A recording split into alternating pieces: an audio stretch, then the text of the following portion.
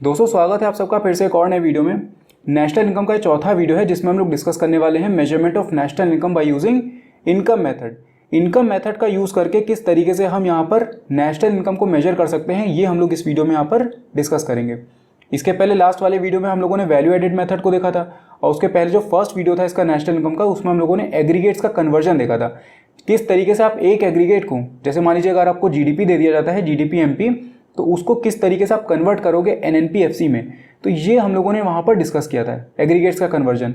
तो अगर आपने पिछले वीडियोस यहाँ पर नहीं देखे तो उन सबका लिंक मैंने डिस्क्रिप्शन में दे दिया है, आप चाहें तो जाकर के पिछले वीडियोस देख सकते हैं, क्योंकि एक सीक्वेंस में इस पूरे चैप्टर को यहाँ पर हम लोग कंप्लीट कर रहे हैं। तो अभी हम लोग इस वीडियो में बात करेंगे इनकम मेथड की, उसके बाद फिर नेक्स्ट वीडियो में बात करेंगे एक्सपेंडिचर मेथड की, और वैल्यू एडेड की हम लोग ऑलरेडी बात कर चुके हैं। तो ये तीनों मेथड हम लोगों के यहाँ पर कंप्लीट हो जाएंगे। ठीक है, तो चलिए अब टॉपिक को यहाँ पर हम लोग स्टार्ट करते हैं।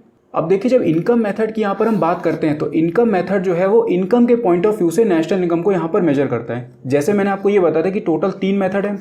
3 मेथड में एक तो वैल्यू एडेड मेथड होता है।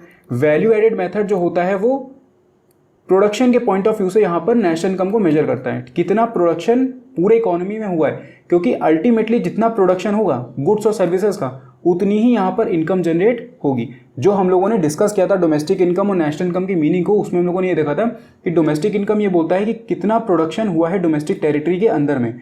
तो वैल्यू एडेड मेथड जो है वो डायरेक्टली प्रोडक्शन को ही देख लेता है कि कितना प्रोडक्शन हुआ है गुड्स एंड सर्विसेज का, कितनी वैल्यू ऐड हुई है यहाँ पर डिफरेंट फेजेस ऑफ प्रोडक्शन में। तो ये हो गई बात उसकी वैल्यू एडेड मेथड की। इसके बाद नेक्स्ट आता है हम लोगों का इनकम मेथड। इनकम मेथड ये देखता है कि जो वैल्यू ऐड कर रहे हैं, अब देखिए जो प्रोडक्शन हो रहा है अल्टीमेटली वो प्रोडक्शन कौन कर रहा है, जो प्रोडक्शन हो रहा है वो अल्टीमेटली कौन कर रहा है, फैक्टर्स ऑफ प्रोडक्शन ही तो कर रहे हैं। और फैक्टर्स ऑफ प्रोडक्शन हम लोगों के कौन से होते हैं, एक तो देखिए होता है लैंड, ठीक है, उसके बाद फिर लेबर,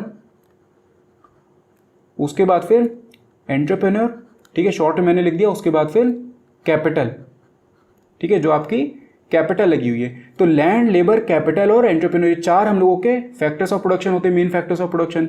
अब यहाँ पर ये देखता है कि ये चारों क्या करते हैं, ये चारों प्रोडक्शन करते हैं। जब ये प्रोडक्शन कर रहे होते हैं तो इनको क्या होती है, इनकम होती है। जैसे अगर लैंड की बात करें तो लैंड पे क्या होगा, रेंटल इनकम होगी, रेंट या फिर रॉयल्टी मिलेगी यहाँ पर, ठीक है। उसके बाद फिर लेबर जो है उसको क्या मिलती है, सैलरी या फिर वेजेस मिलेगी। एंटरप्रेन्योर जो है उसको क्या मिलता है, प्रॉफिट मिलता है। और जो कैपिटल है, जो एंटरप्रेन्योर ने अपनी कैपिटल लगाई हुई है उसमें बिजनेस में अपने, उसके लिए उसको क्या मिलता है, इंटरेस्ट मिलता है यहाँ पर। तो ये हो गई इनकी इनकम की बात, ठीक है। जो ये प्रोडक्शन कर रहे हैं यहाँ पर उसकी बदले में इनको ये इनकम यहाँ पर मिल रही है। तो या तो आप प्रोडक्शन देख लो कि कितना प्रोडक्शन हुआ है, या फिर आप डायरेक्टली क्या देख लो, इनकी इनकम को देख लो, तो आपको ये भी पता चल जाएगा कि कितनी इनकम पूरे इकोनॉमी में हुई है। तो ये हो गया इनकम मेथड। इसके बाद एक लास्ट आता है वही एक्सपेंडिचर मेथड। तो एक्सपेंडिचर मेथड ये देखता है कि जो इनकम अर्न की है इन फैक्टर्स ऑफ प्रोडक्शन ने, उसको इन्होंने खर्च कहाँ किया है। तो जितनी इनकम इनको होगी उतना ही तो ये खर्च कर सकते हैं। तो वो खर्चे के पॉइंट ऑफ व्यू से देख लेता है कि कितना एक्सपेंडिचर पूरे इकोनॉमी में हुआ है। तो ये 3 मेथड हम लोगों के पास में है। इसमें से अब हम लोग बात करने वाले इनकम मेथड की। यहां पर देखिए क्या लिखा हुआ है, this method measures national income from the perspective of factor income. Factor income का मतलब है कि वो इनकम जो कि फैक्टर्स ऑफ प्रोडक्शन को यहां पर हो रही है, लैंड, लेबर, कैपिटल और एंटरप्रेन्योर को। उसके बाद देखिए क्या बोला है, according to this method all the income that accrues to the factors of production by way of wages. जैसे कि अगर लेबर की बात करें तो लेबर को क्या होता है, वेजेस या फिर सैलरी मिलती है।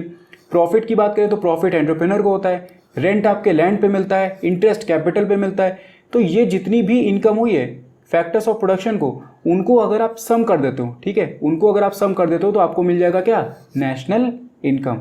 उसके बाद देखिए also known as distributive share method. तो ये नाम आप याद रखिएगा, क्योंकि कई बार क्वेश्चन में आपको से पूछा था कि मतलब इस मेथड को अप्लाई करके उस मेथड को अप्लाई करके। तो वैसे अगर आप नाम नहीं भी याद करोगे तो कोई दिक्कत नहीं, क्योंकि जब क्वेश्चन को पढ़ते हो यहाँ पर तो क्वेश्चन को पढ़ के आपको समझ में आ जाएगा कि इनकम मेथड अप्लाई करना है, कि वैल्यू एडेड अप्लाई करना है, या फिर एक्सपेंडिचर अप्लाई करना है। ये मैंने आपको लास्ट वाले वीडियो में बताया था कि किस तरीके से आप ये पता करोगे कि आपको वैल्यू एडेड अप्लाई करना है या फिर इनकम या फिर एक्सपेंडिचर मेथड। वैल्यू एडेड आप तब अप्लाई करते हो जो आपको क्वेश्चन में यहाँ पर इंटरमीडिएट कंजम्पशन या फिर मान लीजिए सेल्स दे दिया गया है, तो फिर आप वैल्यू एडेड को अप्लाई करोगे। अदरवाइज अगर मान लीजिए कोई इनकम के फॉर्म में दिया है तो फिर इनकम मेथड को अप्लाई करोगे। इन केस एक्सपेंडिचर के फॉर्म में दिया हुआ है तो एक्सपेंडिचर मेथड अप्लाई करना है। तो ये कोई अगर नाम नहीं भी याद रखते हो तो कोई दिक्कत नहीं है इसमें, लेकिन फिर भी मैंने यहाँ पर आपको बता दी कि डिस्ट्रीब्यूटिव शेयर मेथड और फैक्टर पेमेंट मेथड इसको हम लोग बोलते हैं। और उसके बाद लास्ट में सबसे important cheese, it gives NDP-FC यानी कि net domestic product at factor cost. जैसे कि अगर वैल्यू एडेड मेथड की बात करें, ठीक है, तो वैल्यू एडेड मेथड आपको देता है क्या, gross domestic product at market price. याद है आपको, gross domestic product at market price जो हम लोगों ने फॉर्मूला देखा था, उस फॉर्मूले को जब आप अप्लाई करोगे तो आपको डायरेक्टली क्या मिलता है, जीडीपी एमपी मिलता है। इसके बाद क्वेश्चन जो भी आपसे बोलेगा कि एनडीपी निकालो, एनएनपी निकालो, जीएनपी निकालो, तो वो आप बाद में करोगे, लेकिन पहले आपका जो स्टार्टिंग होगी वो इस फॉर्मूले से यहाँ पर होती है। उसी तरीके से जब हम इनकम मेथड में आते हैं तो इनकम मेथड बोलता है कि पहले जब आप फॉर्मूला को अप्लाई करोगे, जो भी हम लोग फॉर्मूला यहाँ पर आगे डिस्कस करने वाले हैं, उस फॉर्मूले को जब आप अप्लाई करते हैं तो आपको क्या मिलता है, net domestic product at factor cost. तो देखिए सीधी सी बात है कि फैक्टर कॉस्ट ही होगी, क्योंकि फैक्टर को ही पेमेंट हम लोग कर रहे हैं। अगर रेंट आप दे रहे हो, ठीक है, आप उसके बाद प्रॉफिट दे रहे हो, उसके बाद फिर इंटरेस्ट दे रहे हो या फिर कोई भी चीज़ दे रहे हो, तो फैक्टर कॉस्ट का मतलब क्या होता है, इसके अंदर में सब्सिडीज और इनडायरेक्ट टैक्स अभी इंक्लूड नहीं हुआ है, ठीक है। तो नेट इनडायरेक्ट टैक्सेस, अगर आपको मार्केट प्राइस से फैक्टर कॉस्ट पे जाना होता है तो आप क्या करते हो, माइनस एनआईटी करते हो, नेट इनडायरेक्ट टैक्सेस। तो जब आप फैक्टर्स को पेमेंट कर रहे हो, तो फैक्टर्स को जब आप पेमेंट करते हो तो उसमें नेट इनडायरेक्ट टैक्सेस का रोल ही कहाँ हुआ, तो इसीलिए यहाँ पर क्या निकलता है आपका, एनडीपीएफसी निकलता है। और नेट आपका इसलिए निकलता है क्योंकि यहाँ पर डेप्रीसिएशन का भी कोई रोल नहीं होता, इसीलिए हम लोगों का क्या निकलेगा, सिर्फ net domestic product at factor cost. Factor cost इसलिए नहीं निकल रहा है क्योंकि जो फैक्टर्स को हम लोग पेमेंट दे रहे हैं उसमें इनडायरेक्ट टैक्सेस का तो कोई मतलब ही नहीं हुआ। इनडायरेक्ट टैक्सेस तो हम लोग गवर्नमेंट को पे कर रहे हैं, ठीक है, जो जीएसटी पे होता है वो तो गवर्नमेंट को होता है, तो वो हम लोगों का फैक्टर पेमेंट में नहीं आता, तो इसीलिए फैक्टर कॉस्ट हो गया। नेट इसलिए हो गया क्योंकि यहाँ पर डेप्रीसिएशन इंक्लूडेड नहीं होता है। तो जो आप फॉर्मूले को अप्लाई करोगे तो आपको यहाँ पर मिलेगा एनडीपीएफसी, ठीक है। तो ये यहाँ पर हम लोगों ने डिस्कस कर लिया। अब देखें, अब यहाँ पर हम लोग डिस्कस करेंगे components of income method. Components का ही या फिर आप इनको ऐड करके ही आपको यहाँ पर एनडीपीएफसी मिलता है। सबसे पहले देखिए कंपेंसेशन ऑफ एम्प्लॉइज, अभी इसको हम लोग डिटेल में भी डिस्कस करेंगे। एक तो हो गया आपका देखिए कंपेंसेशन ऑफ एम्प्लॉइज, उसके बाद रेंट एंड रॉयल्टी। अगर कंपेंसेशन ऑफ एम्प्लॉइज की बात करें तो ये किसको मिलता है, जो भी आपके लेबर है, ठीक है, फैक्टर्स ऑफ प्रोडक्शन जो होते हैं उनमें से लेबर को मिलता है। रेंट एंड रॉयल्टी की बात करें तो ये लैंड को मिलता है। इंटरेस्ट की बात अगर करें तो ये कैपिटल में मिलता है। प्रॉफिट की अगर बात करें तो ये किसको मिलेगा, एंटरप्रेन्योर को मिलेगा। और उसके बाद जो कुछ बची कुछ इनकम होती है, जैसे आप देखते हो घर के बाहर आपके अगर मान लो रेडी वाला कोई लगाए हुए हैं या फिर कोई ठेले पे आप छोला कुलचा खा रहे हो, तो ये जो जिनकी इनकम हम लोग इन कैटेगरीज में बांट नहीं सकते, जिसमें मतलब आपका सैलरीज वेजेस हो गया, रेंट एंड रॉयल्टी हो गया, इंटरेस्ट या प्रॉफिट। अगर आप इन 4 कैटेगरीज में उस इनकम को नहीं बांट पा रहे हो तो फिर आप उसको किस में डाल दोगे, मिक्स्ड इनकम में डाल दोगे, ठीक है। तो ये हम लोगों के 5 यहाँ पर कंपोनेंट्स होते हैं किसके, इनकम मेथड के। अब एक चीज़ और देख लीजिए, यहाँ पर rent and royalty plus interest और प्लस प्रॉफिट, इन तीनों को अगर आप ऐड कर दो तो आप उसको क्या बोलोगे, ऑपरेटिंग सरप्लस, ठीक है। ऑपरेटिंग सरप्लस याद रखिएगा, कई बार क्वेश्चन में आपसे इसी को फाइंड करने के लिए दे देता है। तो ऑपरेटिंग सरप्लस हमारा क्या होता है, rent and royalty, interest and profit. आप इसको ऐसे याद रख सकते हो, RRIP, rent and royalty, interest and profit. तो RRIP आपका क्या होता है, ऑपरेटिंग सरप्लस होता है। और उसके बाद अगर आप इन सबको ऐड कर दो, मतलब compensation of employees plus rent and royalty plus interest plus profit और प्लस मिक्स्ड इनकम, तो ये सब जब आप ऐड कर दोगे तो आपको क्या मिल जाएगा, NDPFC। तो यहाँ पर हम लोगों ने ये देख लिया कि कितने कंपोनेंट्स होते हैं। अब एक एक करके इन कंपोनेंट्स को चलिए डिस्कस कर लेते हैं, ठीक है, ज़्यादा कुछ इसमें है नहीं। सबसे पहले अगर कंपेंसेशन ऑफ एम्प्लॉइज़ की बात करें तो कंपेंसेशन ऑफ एम्प्लॉइज़ क्या होता है, वो सारे पेमेंट्स, ठीक है, वो सारे पेमेंट जो कि एक एम्प्लॉयर अपने एम्प्लॉय को दे रहा है। कंपेंसेशन का मतलब क्या हो, जो सर्विसेज एम्प्लॉय अपनी दे रहा है इसको एम्प्लॉयर को, उसके बदले में, उसके एवज में एम्प्लॉयर उसको जो भी पेमेंट्स दे रहा है वो यहाँ पर होती है कंपेंसेशन ऑफ एम्प्लॉयज़।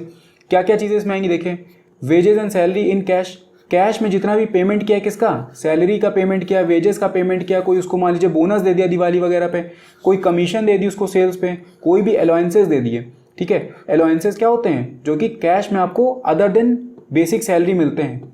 उसके बाद यहाँ पर देखिए एक और चीज़ लिखी हुई है, except reimbursement of business expenses. मान लीजिए कि बिजनेस जो एम्प्लॉयर था, एम्प्लॉयर ने अपने एम्प्लॉय को कहीं बाहर काम से भेजा है, किसी और बिजनेस पर्पज से भेजा, उसमें उसने कुछ खर्चे किए एम्प्लॉय ने।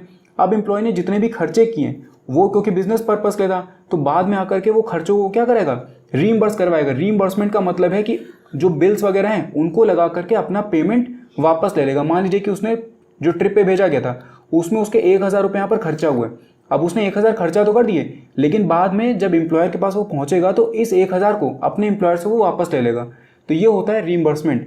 तो रीइंबर्समेंट यहाँ पर इंक्लूड नहीं हुआ क्योंकि वो क्या हुआ, उसका खुद का खर्चा हुआ था, खर्चा करने के बाद उसने वापस से लिया, तो एक बार उसकी जेब से माइनस हुआ फिर उसकी जेब में प्लस हो गया, तो ये क्या हो गया, नील इफेक्ट हो गया। तो इसीलिए आप इसको इंक्लूड यहाँ पर नहीं करेंगे। तो wages and salary in cash हो गया, जितना भी कैश में पेमेंट हुआ है। उसके बाद wages and salary in kind, आपको याद होगा मैंने इनकम टैक्स जब आपको पढ़ाया था तो इनकम टैक्स में मैंने परक्यूजिट और अलाउंसेस आपसे डिस्कस किए थे। तो अलाउंसेस आपके वो पेमेंट्स होते हैं जो कि अदर देन बेसिक सैलरी मिलते हैं और कैश में मिलते हैं। परक्यूजिट वो सारे पेमेंट होते हैं जो कि अदर देन सैलरी मिलते हैं लेकिन वो काइंड में होते हैं, वो उसमें कैश के फॉर्म में नहीं होते हैं। जैसे कि रेंट फ्री हाउस, एम्प्लॉयर का अपना बिजनेस का घर था, उसने आपको कह दिया कि आप उसमें आराम से रुक सकते हो, वहाँ पे आपको उसने रहने की फैसिलिटी दे दी। दूसरा उसने मान लीजिए कि कार की फैसिलिटी दे दी, एक कार आपको दे दी कि आप अपने घर से ऑफिस, ऑफिस से घर आराम से आ जा सकते हो। आपके बच्चों को एजुकेशन की फैसिलिटी दे दी। तो ये सारी क्या होती हैं, कैश में पेमेंट नहीं होती, इनको हम लोग बोलते हैं परक्यूजिट्स, ये काइंड में होती हैं। लेकिन यहाँ पर एक और चीज़ देखिए, except perquisites exclusively provided for official purpose. मान लीजिए कि आपको यूनिफॉर्म दी गई है पहनने के लिए ऑफिस, उसमें ऑफिशियल उस पर लोकेशन पे, जब आप फैक्ट्री वगैरह में जाते हो तो वहाँ पर आप यूनिफॉर्म पहनते हो, तो वो यूनिफॉर्म जो दी गई है आपको वो आपके क्या होगी, एक्सक्लूसिव ऑफिशियल पर्पस के लिए, तो वो आपका यहाँ पर परक्यूजिट में इंक्लूड नहीं होगा। या फिर मान लीजिए कि आपको अगर कार की फैसिलिटी दी गई है लेकिन वो कार की फैसिलिटी सिर्फ और सिर्फ आप ऑफिशियल पर्पस के लिए उस कार को यूज़ कर रहे हो, तो यहाँ पर आप उसकी वैल्यू को इंक्लूड नहीं करोगे।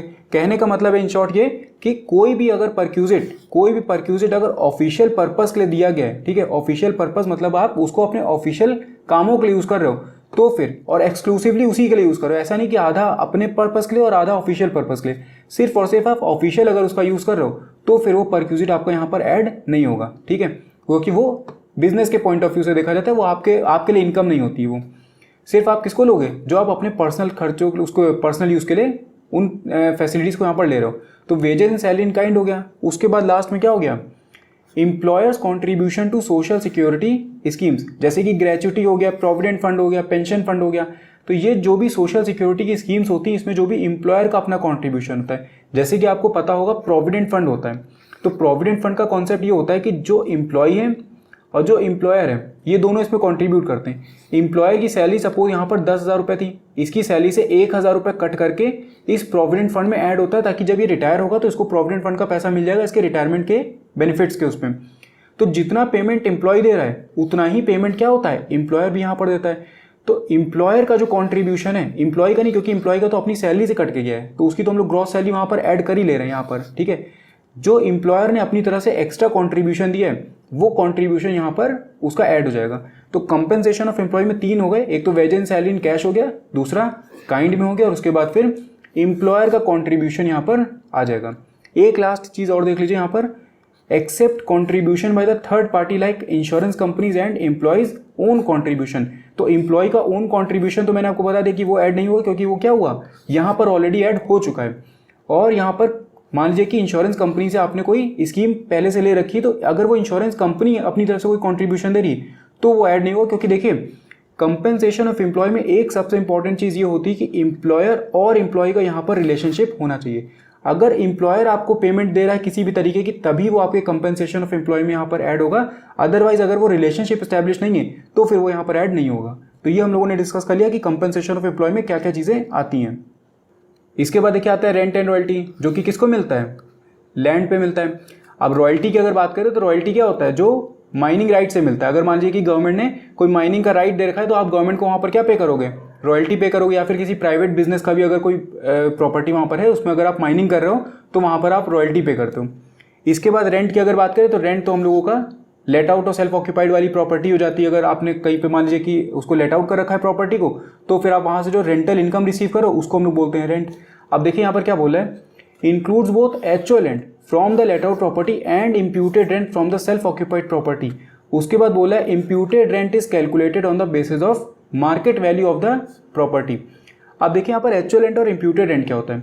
हाउस प्रॉपर्टी के केस में क्या होता है कि आप उसको 2 पर्पस के लिए यूज़ कर सकते हो, एक तो लेट आउट हो सकता है, दूसरा सेल्फ ऑक्यूपाइड। लेट आउट का मतलब है कि आपने उसको किराए पे चढ़ा दिया और आप वहाँ से रेंटल इनकम अर्न कर रहे हो।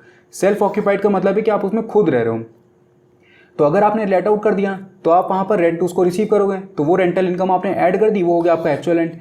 इन केस मान लीजिए कि आप उसको सेल्फ ऑक्यूपाई किए हुए हो, तो सेल्फ ऑक्यूपाई अगर आप उसको कर रहे हो तो वहाँ पर क्या होगा, इम्प्यूटेड रेंट आपका निकाला जाएगा। इम्प्यूटेड रेंट का मतलब क्या है? इम्प्यूटेड रेंट का मतलब ये हुआ कि अगर आप इसको सेल्फ ऑक्यूपाई ना करके अगर आप इसको लेट आउट कर देते तो आपको यहाँ पर कितनी रेंटल इनकम होती। ठीक है, मतलब आपको एक्चुअल में यहाँ पर आपने लेट आउट किया नहीं है, आपने सेल्फ ऑक्यूपाई किया हुआ है। तो अगर आप इसको इन केस लेट आउट कर देते तो आपको यहाँ पर कितनी रेंटल इनकम होती, तो वो होता है इम्प्यूटेड रेंट। मतलब एक्चुअल में आपको रेंट रिसीव नहीं हुआ है, लेकिन हम लोग फाइंड कर लेंगे उसको कि किस तरीके से आप अगर मान लो उसको लेट आउट कर देते तो आपको यहाँ पर कितनी रेंटल इनकम होती। और ये आप कैसे फाइंड करोगे? मार्केट वैल्यू के बेसिस पे। सपोज ये मान लीजिए कि आपका घर है जिसको आप सेल्फ ऑक्यूपाई करके बैठे हो, इसी तरीके का आप ही के तरीके का एक और घर उसी कॉलोनी में है जो कि लेट आउट है। अब ये जो घर यहाँ पर लेट आउट है उसमें मान लीजिए कि रेंटल इनकम हो रही है, जो ओनर है उसको 10,000 रुपये। तो यहाँ पर ये देखा जाएगा कि अगर आप अपने ये जो सेल्फ ऑक्यूपाई करके रखा है उसको अगर आप लेट आउट कर देते तो आपको यहाँ पर इनकम कितनी होती? 10,000 रुपये की आपको इनकम होती, क्योंकि उसी तरीके का आप ही के तरीके का एक और घर है जो कि 10,000 रुपये में रेंट पे वहाँ पर चढ़ा हुआ है, तो आपको भी 10,000 रुपये की रेंटल इनकम होती। तो ये होता है हम लोगों का इम्प्यूटेड रेंट का कॉन्सेप्ट। ठीक है, तो रेंट और रॉयल्टी दोनों ऐड होगी यहाँ पर, और रेंट में एक्चुअल रेंट और इम्प्यूटेड रेंट दोनों के दोनों आएंगे। इसके बाद देखें, इसके बाद इंटरेस्ट की बात आती है। तो इंटरेस्ट का मतलब क्या हुआ? इंटरेस्ट किस पे होता है? जो कैपिटल एंटरप्रेन्योर वहाँ पर इन्वेस्ट की हुई है अपने बिजनेस में, उस पर उसको इंटरेस्ट मिलेगा। अब यहाँ पर देखिए क्या बोला, interest receive from lending funds to the production units only. Production units only, इसका मतलब है कि कुछ केसेस में आपका इंटरेस्ट जो है वो इनकम मेथड में इंक्लूड नहीं किया जाएगा। जैसे कि क्या क्या चीज़ें इंक्लूड नहीं होंगी? देखिए, interest paid by government on public debts. आपको याद होगा जब मैंने आपसे प्राइवेट इनकम पर्सनल इनकम वाला कॉन्सेप्ट डिस्कस किया था, तो प्राइवेट इनकम में मैंने आपको ये बताया था कि जब भी गवर्नमेंट को अगर आप कोई लोन दे रहे हो तो गवर्नमेंट उसको नॉर्मली क्या करती है? कंजम्पशन पर्पस के लिए यूज़ करती है।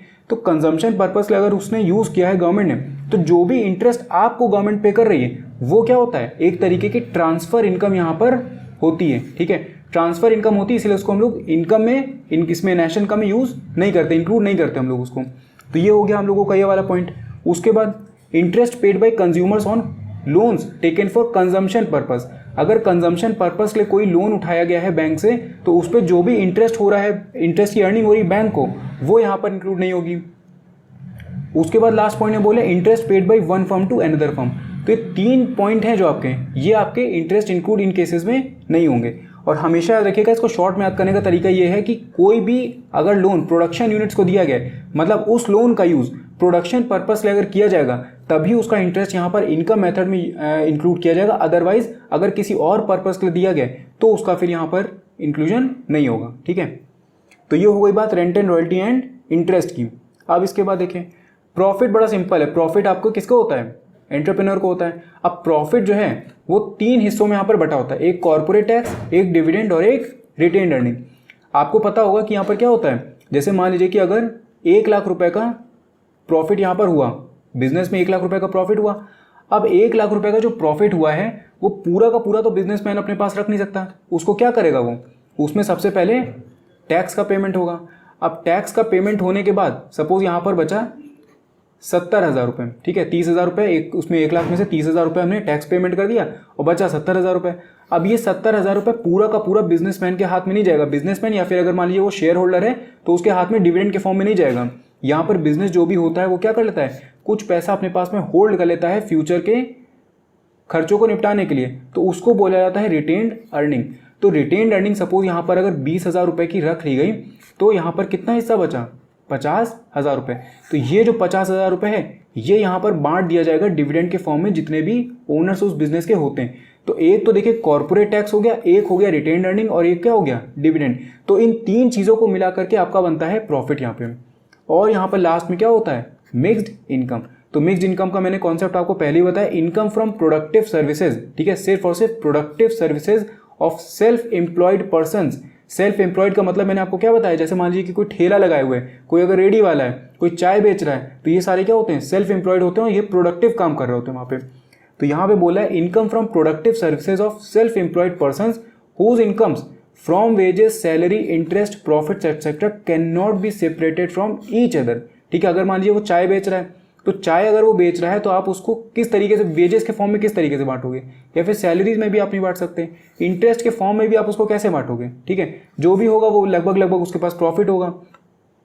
तो जब आप इन 4 पार्ट्स में उसको डिवाइड नहीं कर सकते हो तो उसको हम लोग बोल देते हैं यहाँ पर mixed income. It includes the income generated by own account workers like farmers, barbers, ठीक है, एटसेट्रा। चाय वाला हो गया, उसके बाद छोले कुलचे वाला हो गया, तो इन सब की इनकम को हम लोग बोल देते हैं मिक्स्ड इनकम यहाँ पर। और उसके बाद लास्ट में बोला and unincorporated enterprises like retail traders, small shopkeepers, जैसे आपके कॉलोनी में किराना स्टोर वाला हो गया, ठीक है, कोई रिटेल ट्रेडर हो गया छोटा मोटा, तो ये सारे के सारे जो अनइनकॉर्पोरेटेड है, मतलब रजिस्टर्ड नहीं है एक तरीके के, उनके जितने भी हो गए उनकी इनकम को हम लोग यहाँ पर मिक्स्ड इनकम बोल देते हैं। तो ये पांचों कंपोनेंट्स को यहाँ पर हम लोगों ने डिस्कस कर लिया। अब देखिए तो यहाँ पर अल्टीमेटली हमारा क्या निकला, NDP-FC हम लोगों का निकलेगा क्या निकाल करके, अगर हम compensation of employees plus rent and royalty plus interest plus profit and plus mixed income हम लोग कर देते हैं। तो उसके बाद मैंने आपको बताया था कि rent and royalty, interest and profit, RRIP, ये आपका क्या होता है, ऑपरेटिंग सरप्लस। तो compensation of employees plus operating surplus और प्लस मिक्स्ड इनकम, इन तीनों को भी अगर आप ऐड कर दो तो यहाँ पर आपको मिल जाएगा क्या, NDP-FC। और लास्ट में वही इंक्लूजन और एक्सक्लूजन, क्या क्या चीज़ें आपकी ऐड होंगी, क्या क्या चीज़ें आपकी इंक्लूड नहीं होंगी इस फॉर्मूले के अंदर में। सबसे पहला देखिए ट्रांसफर इनकम। तो ट्रांसफर इनकम तो कभी भी आप भूल करके भी ऐड नहीं करेंगे, ठीक है, चाहे वो डोमेस्टिक इनकम आप निकाल लो, चाहे आप नेशनल इनकम को निकाल लो। तो ट्रांसफर इनकम जैसे कि पेंशन हो गई, जिनके लिए आपने कोई काम नहीं किया है, ठीक है, ट्रांसफर इनकम वही होती है जिसके लिए आपने कोई प्रोडक्टिव सर्विस अपनी नहीं दी, आपको ऐसे ही बैठे बैठे वो फ्री का पेमेंट मिल गया, जैसे पेमेंट हो गया, डोनेशंस हो गया, स्कॉलरशिप्स हो गई, तो ये सब कभी भी इंक्लूड यहाँ पर नहीं होता है। उसके बाद सेकंड पॉइंट में देखिए क्या बोला है, income from sale of second hand goods. Second hand goods को अगर आप बेच रहे हो तो उसमें भी आपका जो भी इनकम हो रही है वो ऐड नहीं होगी, क्योंकि जब पहली बार आपने मान लीजिए जिस इंसान ने बेचा होगा, ठीक है, जैसे मान लीजिए ये आप हो, ठीक है, ये दूसरा इंसान है, अब क्या हुआ कि इसने आपको बेचा, ठीक है, ये फर्स्ट सेल हो गई। उसके बाद क्या हुआ कि आपने फिर किसी को ये सेल कर दिया यहाँ पर। तो जब इसने आपको सेल किया था, ठीक है, जब इसने आपको सेल किया था तो इसकी इनकम में, इस पर्सन की इनकम में वो ऑलरेडी इंक्लूड कर दिया गया था उस साल की डोमेस्टिक या फिर नेशनल इनकम में। तो जब आप इसको दोबारा से सेल कर रहे हो तब इसको हम लोग ऐड नहीं करेंगे, क्योंकि इसमें क्या होगा कि डबल काउंटिंग की प्रॉब्लम हो जाएगी। तो सेकेंड हैंड गुड्स को जब भी सेल किया जा रहा है तो वो इंक्लूड नहीं होगा। तीसरा पॉइंट देखें, income from sale of shares, bonds and debentures. अगर आपके पास में किसी कंपनी का शेयर उसको आप बेच रहे हो, उससे जो भी इनकम आपको हो रही तो वो आपकी नेशनल इनकम में ऐड नहीं होगी। ऐसा मत बोलेगा कि इनकम टैक्स आपका नहीं लगेगा, इनकम आपका नहीं हुई वहाँ पे, वो इनकम टैक्स के पर्पस के लिए अलग हम लोग निकालते हैं। यहाँ पर हम लोग बात करें डोमेस्टिक या फिर नेशनल इनकम की। तो अगर शेयर्स आप बेच रहे हो या फिर बॉन्ड्स अगर आप बेच रहे हो, डिबेंचर्स बेच रहे हो, तो उनको बेचने पे जो भी इनकम हो रही वो आपकी नेशनल इनकम यहाँ पर इंक्लूड नहीं होती, क्योंकि इनका सीधा सीधा मतलब ये होता है कि सिर्फ ट्रांसफर ऑफ टाइटल होता है, कोई भी प्रोडक्टिव काम यहाँ पर नहीं हो रहा है। आपने बेचा, दूसरे ने खरीद लिया, ठीक है, कोई प्रोडक्शन का यहाँ पर रिलेशन नहीं हुआ। तो जब भी प्रोडक्शन का रिलेशन नहीं होता है किसी भी ट्रांजैक्शन से, तो उसको हम लोग नेशनल इनकम या फिर डोमेस्टिक इनकम में इंक्लूड नहीं करते हैं। इसके बाद फोर्थ पॉइंट देखिए क्या बोला है, imputed value of the services provided by the owners of production unit. तो जो प्रोडक्शन यूनिट के जो भी ओनर्स हैं, अगर उन्होंने कोई भी अपनी सर्विस वहाँ पर बिजनेस में दी हुई है तो उसकी इम्प्यूटेड वैल्यू हम लोग निकाल लेंगे। सपोज कि जो ओनर था उसका प्रोडक्शन यूनिट का, वो एज अ मैनेजर भी वहाँ पर काम कर रहा है बिजनेस में, तो अगर वो मैनेजर एज अ मैनेजर वहाँ पर काम कर रहा है तो वो कोई इनकम तो लेगा नहीं, कोई सैलरी या वेज तो वो ले नहीं रहा है। तो यहाँ पर क्या होगा कि हम लोग इम्प्यूटेड वैल्यूज की लेंगे। इम्प्यूटेड वैल्यू का मतलब है कि अगर यही जो मैनेजर की सर्विस वो अपने बिजनेस में दे रहा है, अगर इसी सर्विस को वो किसी और बिजनेस में देता तो उसको कितनी इनकम वहाँ से होती। तो जो अगर हम लोग देख रहे हैं कि कितनी इनकम उसको वहाँ पर होती, तो उसी इनकम को हम लोग बोल रहे हैं इम्प्यूटेड वैल्यू। मतलब एक्चुअल में तो उसको इनकम हुई नहीं, लेकिन उसकी इम्प्यूटेड वैल्यू हम लोगों ने यहाँ पर निकाली, जैसे अभी प्रॉपर्टी वाला हम लोगों ने केस देखा था, ठीक है, सेम वही चीज़ यहाँ पर भी है। अब इसके बाद देखिए क्या बोल रहे हैं, windfall gains not included. Windfall gains का मतलब होता है कि मान लीजिए आपकी लॉटरी निकल आई, तो जो आपकी लॉटरी निकली है उसको बोला जाएगा विंडफॉल गेन्स। अचानक से आपको कहीं से बहुत बड़ा पैसा मिल गया, छप्पर पड़ गया, आपके पास में इनकम यहाँ पर आ गई, तो जो भी इनकम आपके पास में आई है वो आपकी इंक्लूड नहीं होगी, क्योंकि इस विंडफॉल गेन के लिए आपने कोई भी प्रोडक्टिव सर्विस यहाँ पर प्रोवाइड नहीं करी थी। जैसे अगर यहाँ पर हम देख रहे हैं ये आपका इंक्लूड हुआ था प्रोडक्शन ऑफ, ये ओनर्स ऑफ प्रोडक्शन यूनिट्स वाला, सर्विस वाला, तो यहाँ पर ओनर अपनी प्रोडक्टिव सर्विसेज दे रहे हैं इसलिए हमने उसको इंक्लूड किया है। लेकिन यहाँ पर विंडफॉल गेन में आपने कोई भी प्रोडक्टिव सर्विस अपनी नहीं दी है एज अ फैक्टर, इसीलिए हम लोग इसको इंक्लूड नहीं करेंगे। इसके बाद लास्ट में देखिए क्या बोल रहे हैं, payments out of past savings. आपने अपनी कोई स्कीम में पैसा इन्वेस्ट करते रहते हैं पास्ट में, अब जब आप रिटायर हुए तो आपको वहाँ पर उस पास्ट सेविंग से इंटरेस्ट यहाँ पर या फिर कोई इनकम आपको मिलना शुरू हो गई, तो जो इनकम आपको मिल रही है वो आपकी यहाँ पर इंक्लूड नहीं होगी, क्योंकि उसके लिए आपने ऑलरेडी पेमेंट कर रखी है, ठीक है। और दूसरी चीज़ ये है कि इस पास्ट सेविंग के लिए आपने कोई भी प्रोडक्टिव सर्विस यहाँ पर एज अ फैक्टर नहीं दी है। तो जहाँ पर भी आप अपनी कोई भी प्रोडक्टिव सर्विस नहीं दे रहे हो, वहाँ से कोई भी इनकम अगर आपको हो रही है ऐसी, तो वो आपकी इंक्लूड नहीं होती है नेशनल इनकम में, ठीक है। तो इस चीज़ का ध्यान आपको बस रखना है। अब इसके बाद यहाँ पर हम लोग कुछ क्वेश्चन डिस्कस कर लेते हैं। देखिए क्वेश्चन नंबर 1 में आपसे बोला है calculate NNP eight factor cost. आपसे NNP एट फैक्टर कॉस्ट का मतलब क्या होता है, ये मैंने आपको पहले ही बताया। NNP FC इसका मतलब होता है नेशनल इनकम। जो नेशनल इनकम के हमने एग्रीगेट्स देखे थे उसमें purest form of national income आपका कौन सा था, NNP FC। अब यहाँ पर देखिए क्वेश्चन को जब आप पढ़ेंगे तो आपको खुद ही पता चल जाएगा कि आपको इनकम मेथड अप्लाई करना है या फिर कौन सा मेथड अप्लाई करना है। यहाँ पर आपको एक तो दिया ये net current transfer from rest of the world, उसके बाद वेजेस एंड सैलरी दी हुई है, नेट इनडायरेक्ट टैक्सेस दिया, NFIA दिया, कोई दिक्कत नहीं। रेंट एंड रॉयल्टी आपको दिया हुआ है, उसके बाद आपको डिविडेंड दे रखा है, आपको वेजेस एंड सैलरी दे रखा है। तो wages and salary, rent and royalty सब किसका पार्ट होता है, इनकम मेथड का पार्ट होता है। इसलिए आपको क्या निकालना है, इनकम मेथड को यहाँ पर अप्लाई करना है। अब जब आप फॉर्मूले को अप्लाई कर रहे होंगे तो सबसे पहले आपको एक काम करना है कि आपको फॉर्मूला यहाँ पर लिख लेना है। देखें सबसे पहला आप काम ये करेंगे, आप लिखेंगे यहाँ पर NDP FC, ये आपको यहाँ पर निकल के आता है। उसके बाद आप इसको क्या लिखोगे, compensation of employees plus rent and royalty plus interest plus profit और प्लस मिक्स्ड इनकम। तो ये फॉर्मूला जब आप लिख लेंगे, इस फॉर्मूले को लिखने के बाद फिर आप क्वेश्चन में देखिए आपको क्या क्या चीज़ें यहाँ पर दी गई हैं। कंपेंसेशन ऑफ एम्प्लॉय में आपका क्या क्या चीज़ आती है, एक तो wages and salary in cash आता है, उसके बाद इन काइंड आता है और उसके बाद एम्प्लॉयर्स कॉन्ट्रीब्यूशन आता है। तो यहाँ पर देखिए आपको क्या क्या चीज़ें दी गई हैं। एक तो आपको वेजेस एंड सैलरी दिया गया है, उसके बाद देखिए कुछ और दिया है, नहीं दिया है, सिर्फ हम लोगों को वेजेस एंड सैलरी दिया गया, एम्प्लॉयर का कॉन्ट्रीब्यूशन या फिर कैश में पेमेंट या फिर काइंड में पेमेंट कुछ नहीं दिया। तो हम लोग सिर्फ वेजेस एंड सैलरी को यहाँ पर ऐड कर देंगे। तो ये एक हो गया हमारा 600, ये 600 ऐड कर दिया, प्लस रेंट एंड रॉयल्टी दिया हुआ है, रेंट एंड रॉयल्टी आपका दिया है 160, तो रेंट एंड रॉयल्टी यहाँ पर 160 ऐड हो गया, प्लस इंटरेस्ट कहीं पे दिया हुआ है, इंटरेस्ट आपको देखिए कहीं दिया है, इंटरेस्ट नहीं दिया है यहाँ पर, ठीक है। इंटरेस्ट अगर आपको नहीं दिया है तो आप इसको यहाँ पर छोड़ दीजिए। प्रॉफिट कहीं पे दिया है, प्रॉफिट आपको यहाँ पर नहीं दिया, लेकिन प्रॉफिट के 3 पार्ट आपको दिए हैं। अगर आपको याद हो तो प्रॉफिट का मतलब क्या था, एक तो corporate tax plus dividend plus retained earning.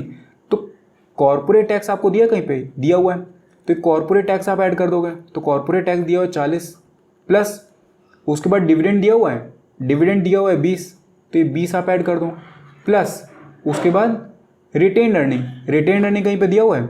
देखिए रिटेन्ड अर्निंग का मतलब क्या है, अनडिस्ट्रीब्यूटेड प्रॉफिट ही तो हुआ। आप जो बिजनेसमैन था उसने प्रॉफिट को रिटेन करके रख लिया, मतलब उसने क्या किया, उसने डिस्ट्रीब्यूट नहीं किया। तो डिस्ट्रीब्यूट अगर नहीं किया तो इसका मतलब क्या है, अनडिस्ट्रीब्यूट ही तो है, तो अनडिस्ट्रीब्यूटेड प्रॉफिट। तो ये 160, ये गलती मत करेगा कि 60 को आप एज अ प्रॉफिट यूज कर लो। यहाँ पे ये अनडिस्ट्रीब्यूटेड प्रॉफिट है, प्रॉफिट का मतलब वो कंप्लीट प्रॉफिट होता है, ठीक। तो ये 60 यहाँ पर ऐड हो जाएगा। उसके बाद मिक्स्ड इनकम, मिक्स्ड इनकम कहीं पे दी है, ये mixed income of self employed, ये 280, तो प्लस 280, तो 600 प्लस 160, उसके बाद 40 20 60 और प्लस 280। अब इन सबको जब आप ऐड करेंगे तो यहाँ पर आपको मिलेगा 1160, ठीक है, 1160 करोड़, मतलब 1160 करोड़ यहाँ पर क्या निकल के आया है, NDP FC आ गया। अब आपको देखिए निकालना क्या है, आपको निकालना है NNP FC। NNP FC अब निकालना है, NNP FC के लिए आप क्या करेंगे, मैंने आपको पहले ही बताया। यहाँ पर सबसे पहले लिखिए NNP FC। अब देखें आपने निकाला क्या था, आपने निकाला था NDP FC। तो NDP FC को आपको कन्वर्ट किस में करना है, NNP FC में यहाँ पर कन्वर्ट करना है। तो अब आप एक एक करके सारे कंपोनेंट को मैच करेंगे। यहाँ पर देखिए पहला कंपोनेंट इसका नेट है, यहाँ पर भी नेट है, कोई दिक्कत नहीं, छोड़ दीजिए। दूसरा देखिए यहाँ पर आपका नेशनल है और यहाँ पर डोमेस्टिक दिया हुआ है। तो डोमेस्टिक को हमको कन्वर्ट करना पड़ेगा नेशनल में। तो डोमेस्टिक को जब नेशनल में कन्वर्ट करते हैं तो क्या ऐड करते हैं, NFIA, net factor income from abroad. इसीलिए मैं आपसे बोल रहा हूँ कि अगर आपने पहला वीडियो नहीं देखा है नेशनल इनकम का तो वो आप देख लीजिए। उसमें मैंने क्लियरली आपको बताया कि ग्रॉस से नेट जाना है तो क्या करना है, मार्केट प्राइस से फैक्टर कॉस्ट जाना है तो क्या करना है, डोमेस्टिक से नेशनल जाना है तो क्या करना है, ठीक है। तो वो आप देख लेंगे तो आपको क्लैरिटी उसकी मिल जाएगी। उसके बाद देखें अब यहाँ पर प्रोडक्ट से हम लोगों को कोई मतलब नहीं है, सब में सेम रहता है। उसके बाद देखें यहाँ फैक्टर कॉस्ट और यहाँ पर भी फैक्टर कॉस्ट सेम है तो कोई दिक्कत नहीं। तो मतलब हम लोगों को क्या करना है, NDP FC प्लस NFIA ही सेव करना है। तो NDP FC निकला था 1160 प्लस NFIA देखिए कहीं पे दिया हुआ है, ये देखिए NFIA दिया हुआ है -20। अब ये मैंने आपसे पहले ही बताया था कि NFIA जो है वो पॉजिटिव भी हो सकता है और नेगेटिव भी हो सकता है, क्योंकि NFIA का मतलब क्या होता है, NFIA होता है FIFA factor income from abroad minus FITA factor income to abroad, ठीक है। तो फैक्टर अगर आपका ये फीटा अगर ज़्यादा है फीफा से तो आपका नेगेटिव भी आ सकता है, तो इसमें कोई दिक्कत नहीं। एक चीज़ का ध्यान रखिएगा कि net current transfer from rest of the world से कोई मतलब नहीं। कई बार क्वेश्चन में आपको फालतू के कुछ ऑप्शन यहाँ पर दे दिए जाएंगे, वो सिर्फ इसलिए दिए जाते हैं ताकि कंफ्यूज वहाँ पर आप हो जाओ, तो उन सबको इग्नोर करिएगा। मेन फॉर्मूले पर आप ध्यान रखिएगा कि फॉर्मूला आपका क्या है और आप क्या यहाँ पर निकाल लो और क्या चीज़ अल्टीमेटली आपको फाइंड करनी। तो 1160 आपका निकला है, उसके बाद आप इसमें यहाँ पर -20 जैसे ही ऐड करोगे तो 1160 -20 तो ये निकलेगा 1140 करोड़। तो NNPFC हमारा कितना निकला 1140 करोड़। इसीलिए मैंने कहा आपसे कि सिर्फ आप ये देखिए कि आपको निकालना क्या है, उसके बाद फॉर्मूले को अप्लाई करिए, फॉर्मूले में सारी वैल्यूज को पुट करके आंसर निकाल दीजिए। ये मत देखिए कि क्वेश्चन में क्या चीज़ एक्स्ट्रा दी है, हर चीज़ को उठा करके मत डाल दीजिएगा, ठीक है। ये मत सोचिएगा कि आपने ये नहीं डाला क्वेश्चन में दिया हुआ है, कई बार वो एक्स्ट्रा आपको फालतू के लिए देते हैं, ठीक है। तो ये हम लोगों ने क्वेश्चन 1 यहाँ पर डिस्कस कर लिया। अब इसके बाद देखिए सेकंड क्वेश्चन में बोल रहा है calculate operating surplus and compensation of employees. अब जब भी क्वेश्चन को आप इनकम मेथड के अप्लाई करोगे, सबसे पहला काम आप एक करिए कि फॉर्मूला आप यहाँ पर लिख लीजिए। ऑपरेटिंग सरप्लस का फॉर्मूला मैंने आपको बताया था क्या होता है। Operating surplus rent and royalty, ठीक है। Rent plus royalty plus interest और प्लस प्रॉफिट, ये पी होगा, ठीक है, RRIP। उसके बाद देखिए, उसके बाद अब हमको इनकम मेथड अप्लाई करना है। तो इनकम मेथड का फॉर्मूला क्या था, NDPFC is equals to compensation of employees plus rent and royalty plus interest plus profit और प्लस मिक्स्ड इनकम। अब इसके बाद यहाँ पर देखिए क्या क्या चीज़ें आपको दी गई हैं। यहाँ पर आपको रॉयल्टी दिया गया है, उसके बाद फिर रेंट दिया है, फिर इंटरेस्ट दिया है और प्रॉफिट्स भी दिए हैं। तो इसका मतलब रेंट रॉयल्टी इंटरेस्ट प्रॉफिट आपको ऑलरेडी दे दिया क्वेश्चन में। तो अगर आपको रेंट रॉयल्टी इंटरेस्ट प्रॉफिट दे दिया है तो आप ऑपरेटिंग सरप्लस तो आराम से निकाल सकते हो। तो ऑपरेटिंग सरप्लस कैसे निकलेगा, रेंट रॉयल्टी इंटरेस्ट प्रॉफिट को ऐड करके। तो ये हो गया रेंट यानी कि 100 प्लस रॉयल्टी देखिए कितनी है, रॉयल्टी है 20, ठीक है, ये रॉयल्टी हो गई 20। उसके बाद प्लस इंटरेस्ट कितना दिया हुआ, इंटरेस्ट दिया है 50, तो ये 50 ऐड हो गया, प्लस प्रॉफिट, प्रॉफिट कितना दिया हुआ है 200, तो ये 200 ऐड कर दिया। तो 100 प्लस 20 प्लस 50 और प्लस 200, तो 370 ये निकल के आएगा, 370 करोड़। अब एक चीज़ का ध्यान रखिए, यहाँ पर हम लोगों को फॉर्मूले में अप्लाई करना है वैल्यूज़ को। तो एक चीज़ और आपको यहाँ पर दी गई है, देखिए ये, इसको भी छोड़िए, अच्छा एक काम करिए, इसको भी छोड़िए, यहाँ पर फोकस करिए।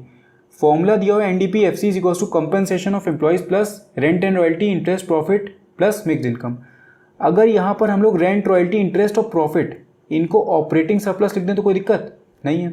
देखिए ये हो जाएगा NDPFC is equals to compensation of employees plus operating surplus और plus mixed income.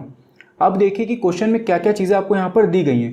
Compensation of employees कहीं पे दिया हुआ है, अच्छा कंपनसेशन ऑफ एम्प्लॉयज़ ही तो निकालना है हम लोगों को, क्या बोल रहा हूँ मैं अभी। ऑपरेटिंग सरप्लस हम लोगों ने अच्छा ऑलरेडी निकाली, तो ऑपरेटिंग सरप्लस आप यहाँ पे लिखते 370 प्लस मिक्स्ड इनकम कहीं पे दिया हुआ है, मिक्स्ड इनकम आपको कहीं पे नहीं दिया है। तो अगर आपको नहीं दिया है कोई चीज़ तो आप उसको छोड़ दीजिए, ठीक है, इससे आपको कोई मतलब नहीं।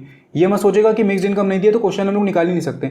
मिक्स्ड इनकम आपको नहीं दिया, जैसे पिछले वाले क्वेश्चन में देखिए इंटरेस्ट शायद नहीं दिया हुआ था। यहाँ पर अगर आप देखें तो यहाँ पर आपको शायद कुछ एक चीज़ नहीं दी गई थी, इंटरेस्ट शायद नहीं दिया गया था, ठीक है, कोई एक चीज़ देख लीजिएगा नहीं दी गई थी। तो ये मत सोचेगा कि अगर नहीं दिया गया तो आपको उसको भी फाइंड करना है। तो मिक्स्ड इनकम अगर नहीं दिया तो इसका मतलब वो है ही नहीं, एग्जिस्ट ही नहीं करता है इकोनॉमी में, तो ये छोड़ दीजिए यहाँ पे। तो अल्टीमेटली हमारा क्या बना, इसको यहाँ से हटा देते हैं, चलिए ठीक है। ये हो गया हम लोगों का operating surplus, compensation of employees हम लोगों को निकालना है। अब बात आती है इसका क्या करें, NDPFC का। NDPFC के लिए आप क्वेश्चन में देखिए कि कोई एग्रीगेट आपको दिया है, ठीक है, कोई एग्री, जब भी आपको इस तरीके की वैल्यू फाइंड करनी हो तो आप देखिए क्वेश्चन में कहीं पे कोई एग्रीगेट आपको दिया। एग्रीगेट का मतलब है कोई GDP MP, NNP MP, GNP NNP, ठीक है, ये कहीं आपको दिए हैं। तो यहाँ पर अगर आप देखें तो यहाँ पर आपको दिया है GDP MP, gross domestic product at market price. तो आपको दिया गया है GDP MP, कितना दिया है 1800। अब ये GDP MP को क्या आप कन्वर्ट कर सकते हो NDPFC में कि नहीं, आराम से हो जाएगा।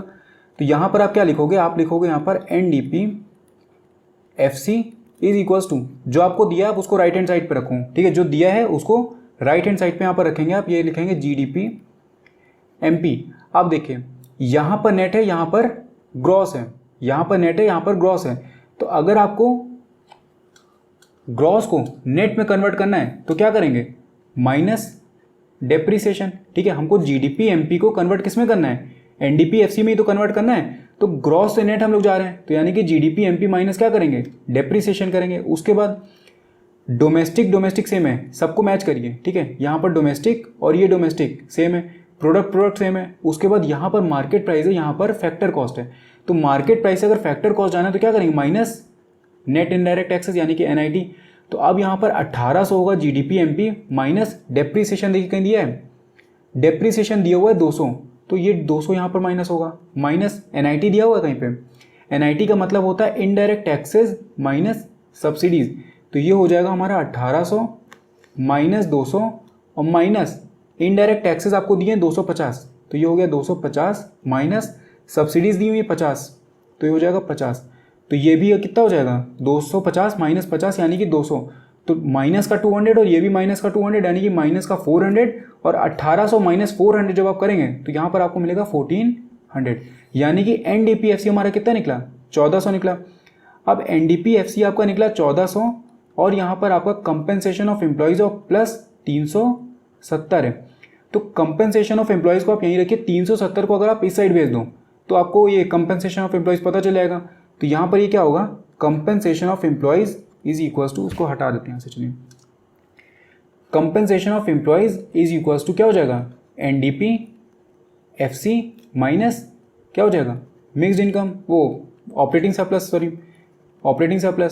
तो ये होगा 1400 माइनस 370। तो इसको जब आप माइनस करेंगे तो कितना निकलेगा, ये होगा हम लोगों का 1030। ठीक है, 1030 करोड़। तो कंपेंसेशन ऑफ एम्प्लॉयज निकला 1030 करोड़ और ऑपरेटिंग सरप्लस यहाँ पर निकल गया है 370 करोड़। तो यहाँ पर हम लोगों ने ये भी डिस्कस कर लिया। ठीक है, अब देखिए, मान लीजिए कि इस क्वेश्चन में आपको एनएनपी एफसी फाइंड करने को बोल देता। ठीक है, net national product at factor cost यानी कि नेशनल इनकम बोल देता फाइंड करने को। तो आप क्या करते हैं, आपने देखिए यहाँ पर एनडीपी एफसी ऑलरेडी निकाला हुआ है। एनडीपी एफसी आपका कितना था, 1400।